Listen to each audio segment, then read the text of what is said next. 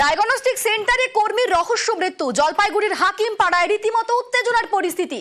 আত্মহত্যার প্ররোচনার অভিযোগ করছে পরিবার। ডায়াগনস্টিক সেন্টারের সামনে তুমুল ভাঙচুর। পরিস্থিতি সামাল দিতে ঘটনাস্থলে যায় পুলিশ।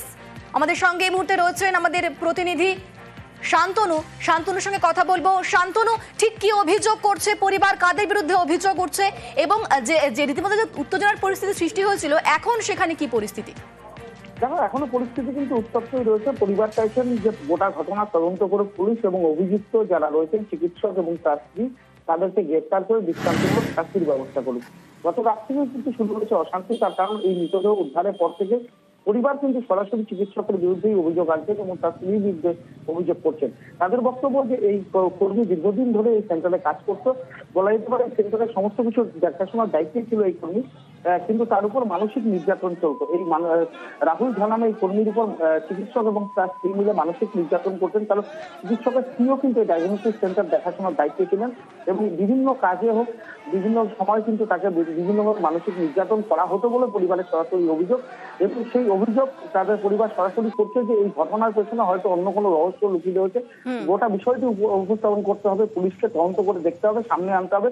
এই দাবিতে কিন্তু তারা উত্তেজিত ছিল এবং পুলিশ কাল পরিস্থিতি রাতে সামনে ঢিলে পড়ে এখনো কিন্তু উত্তেজনা রয়েছে। মৃতদেহ ময়নাতদন্তের জন্য নিয়ে গেছে পুলিশের, কিন্তু এই ডায়াগনস্টিক সেন্টার থেকে সিল করে রেখেছে তদন্তের সাথে। পাশাপাশি মৃতদেহ ময়নাতদন্তের পরবর্তী সময় কিন্তু পরিবারের তরফ থেকে যেটা বলা হয়েছে যে ঘটনার প্রায় 12 ঘন্টা পেরিয়ে গেছে, পুলিশ কোনো পদক্ষেপ করেনি। এরপরে কিন্তু তারা কিন্তু বৃহত্তর আন্দোলন যাবেন, অর্থাৎ তারা কিন্তু রীতিমতন একটা হুমকি দিয়ে রেখেছেন যে পুলিশকে দ্রুত অভিযুক্তদেরকে গ্রেপ্তার করতে হবে। আমরা চিকিৎসক এবং তার যোগাযোগের চেষ্টা করতাম, কিন্তু তাদেরকে পাওয়া যায়নি। ধন্যবাদ শান্তনু। আমার অভিযোগ এখানটায় কাজ করতো খুনের চক্রান্ত কিংবা অন্য কিছু ষড়যন্ত্র আছে, সেই জন্য চক্রান্ত করে একে মারা হয়েছে, মেন্টালিটি টর্চার করে একে মারা হয়েছে। আপনি কি চাইছেন এখন? আমি তদন্ত করে নিয়ে বিচার চাই। এটা কি বন্ধ করে দিলেন? এটা বন্ধ করে দিলাম। যতক্ষণ না বিচার পাবেন? যতক্ষণ বিচার পাবো না ততক্ষণ এটা খোলা হবে না।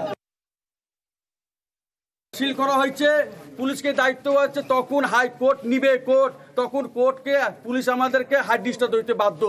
এই যে আমরা পুলিশরা আছে, সবাই আছে, আমাদের পাড়ার সবাই লোক, টোটাল আমাদের পাড়ার লোকগুলো আছে। এই যে পুলিশরা এখানে গাড়ি সিল করতেছে, পুলিশরাই আবার হার্ড ডিস্টার্ব নিবে, কোর্টে যায় জমা করবে। অভিজিৎ এখানে ফাঁসি লাগা মারা গেছে, এখানে ফাঁসি লাগা মারা গেছে। আমরা আসলাম, বোর্ডের নিচে আছে, না এলে ওখানে 10টা ছেলে আছে এখানে। তারপরে আমরা বডি ওখানে দিয়ে আসলাম, তারপরে দেখি তালা মারিছে। আমরা চাই সত্যির বিচার হোক, সত্যবাদ, এইটুকু আমাদের কোনো খুলবে না।